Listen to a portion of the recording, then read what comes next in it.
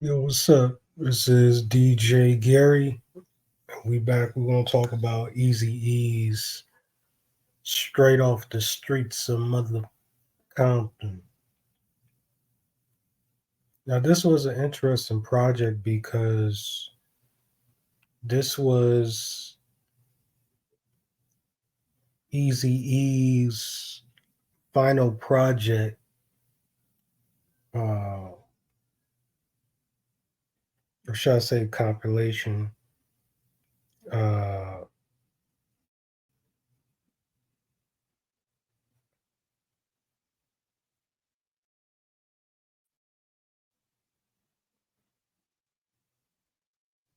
um, Eazy-E, he didn't release an album.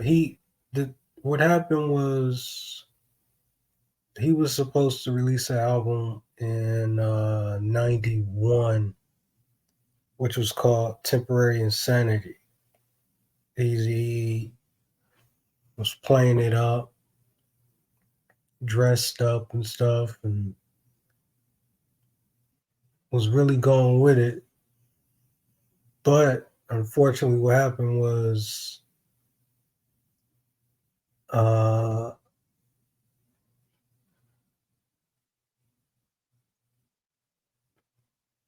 it pretty much he didn't come to the studio.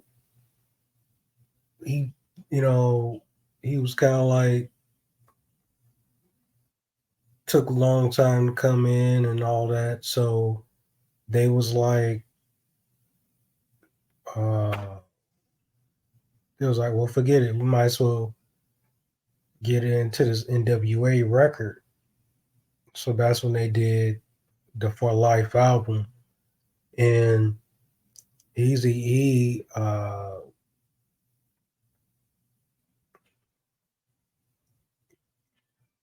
Easy E ended up pretty much doing the For Life album with NWA. And so once Dre left, they was once Dre left, that was pretty much the end of Temporary Insanity. Uh,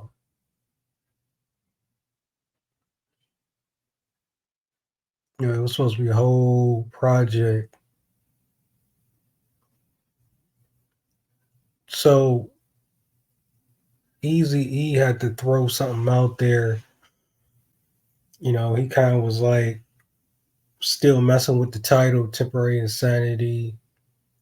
So that's why he went with 5150 Home for the Sick, which had Only If You Want It, My Height Don't Fight, uh, Merry Christmas, and Neighborhood Sniper. Uh, now, Ninjas My Height Don't Fight, that was produced by Bobcat, DJ Bobcat. Uh, I believe that's written by Threat, uh, LA Zoo, Threat.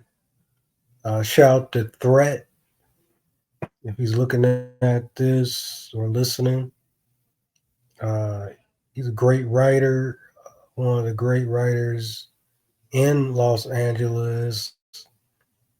He wrote for pretty much your favorite rappers in the West Coast, possibly East. But he wrote that for Easy. Bobcat produced. Then they did. Then uh,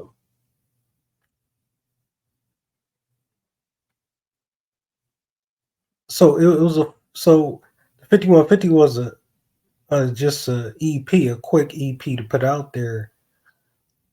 So Easy was just trying to fill that gap. He loved uh, OPP. He loved it that because I was making some noise. Easy was a hip hop fan, you know, so he loved that. He did it. But then the turmoil with Dre started. It was dissing him and all that. So it kind of people was just kind of like damn, it's over for Eazy-E. And then Eazy-E hit with its own Dr. Dre EP with Real G's, Real City G's. The interesting thing about it was uh, the EP. Its own Dr. Dre was scheduled to come out, but he met Dresta, Gangsta Dresta, VG Knockout. He pulled the EP and put Real Compton City G's on there, and that was that was that. And so Easy kind of like got success, kind of came back, and he was like the talking point. He had been nominated for a Billboard Award. So this is around the time Dre and this time Death Row was kind of like getting into it with Easy. Easy at this point was like, "Hey, I'm about to do a double album straight off the streets of Compton 1 and 2." So this was supposed to be two albums, album one, album two. Easy E, he was a businessman at this point, so it was kind of like he was handling businesses and doing songs. He premiered, uh, just to let you know, at a summer, what was it, the Summer Jam in '94. He premiered that just to let you know. He was teasing that. He just got back with MC Ren and uh, they did The Real, and then uh, he did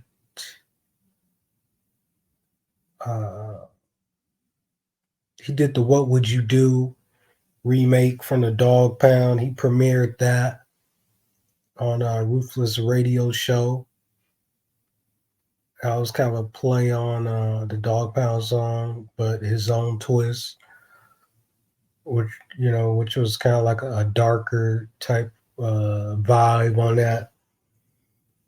So Easy, he was really getting ready to come back into the fold heavy. He just got signed Bone Thugs, so he didn't get to really finish the project. It was really a compilation of songs uh, that Easy was doing. Uh, and they kind of like put it together. Uh,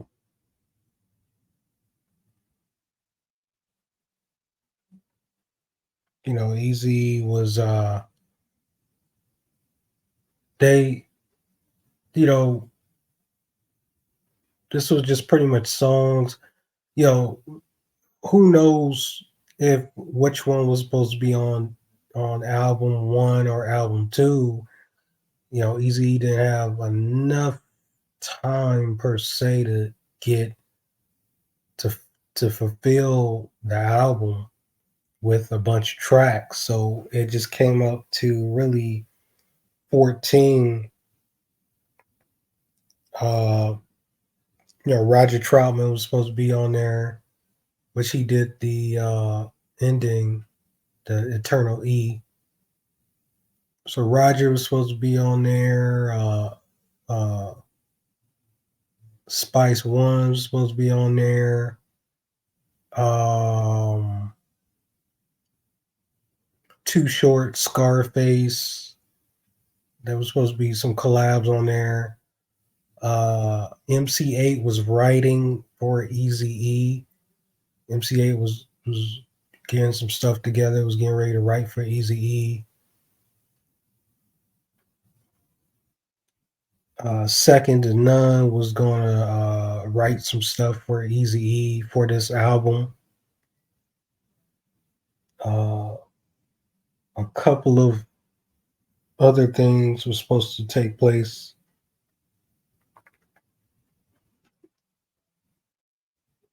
Unfortunately, you know, Eazy-E passed away. There was 5 songs that came out. I think it was actually, yeah, like five. Uh, Impact of a Legend that came out 2002. I think some of those songs belonged on Straight Off the Streets, but for whatever reason it was pulled off. I'm not sure. It could have been a sample clearance thing, because Rhythm D ended up remixing it. Uh, that was after Easy death.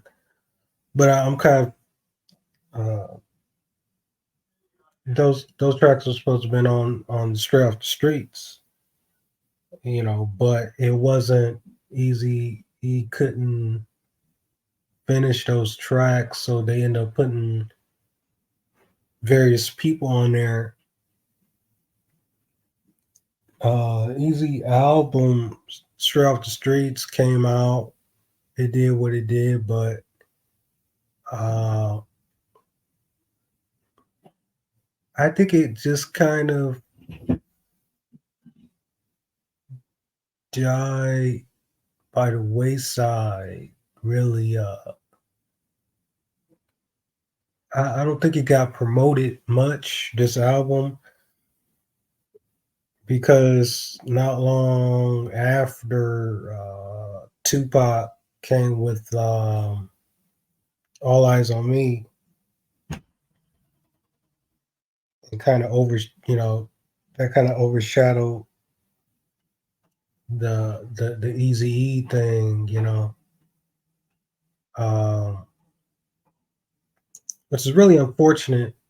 But Easy didn't get a chance to finish uh, certain songs.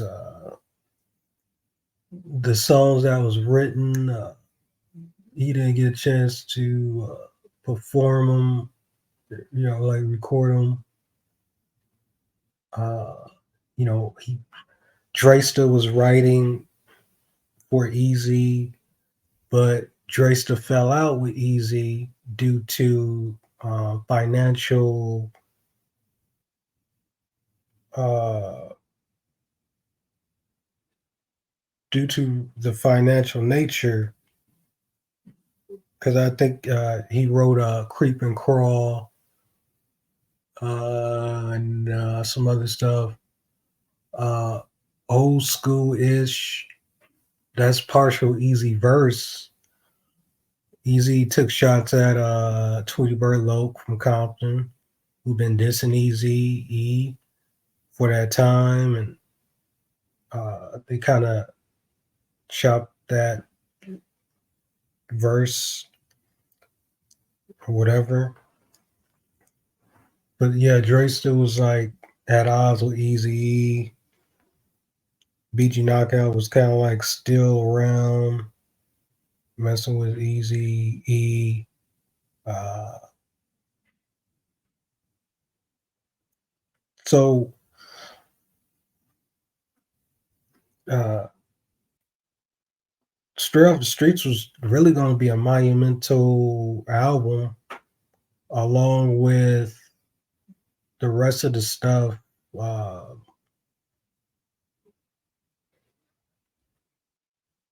you know,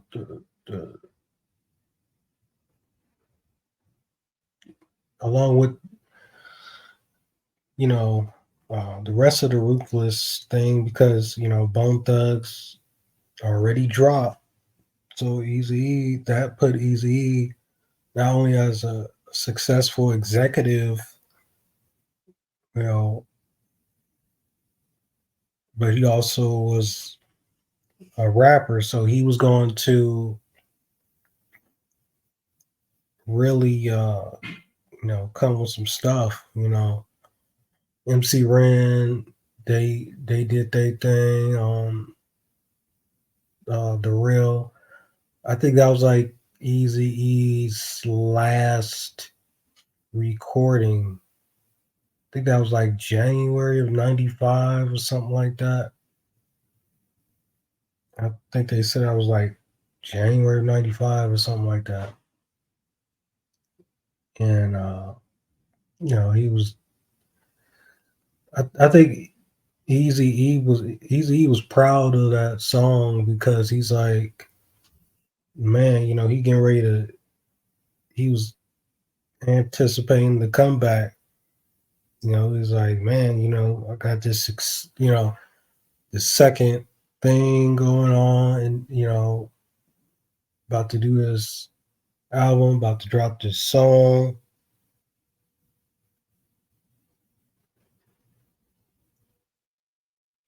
Um,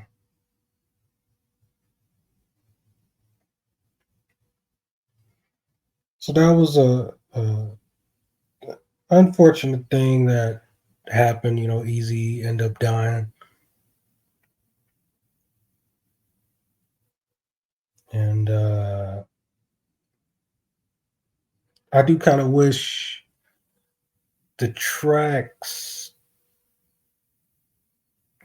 This would have been Easy official second album uh, since Easy Does It.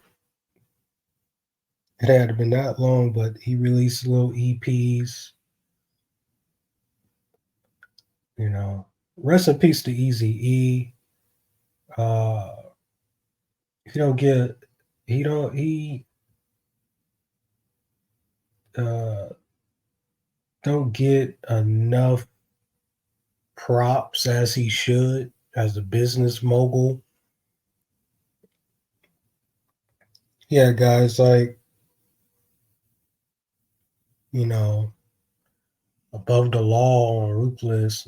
He really laid a blueprint uh, for everything. As far as gangster rap goes. Um, his legacy should be, you know, remembered for not only being controversial but being really a pioneer, coming from where he come from. You know what I'm saying? He They just gave him Easy Street, so shout out to the Wright family. Shout out to his kids. Anyway, I'm about to be up out of here. Like, comment, subscribe. Let me know what you think. How this album. I think this album would have changed everybody' perspective because everybody was like Easy E couldn't do it without you Dre, but he pulled it off. You know, not everything was maybe 100%, but he pulled it off. Talk about guts. Anyway, follow me Twitter, Switch Your Dreams, IG, Switch Your Dreams. Don't forget to like this video, comment, subscribe. Let me know what you think this album could have been, what it would did had it been released with 2 albums. All right, I'm out.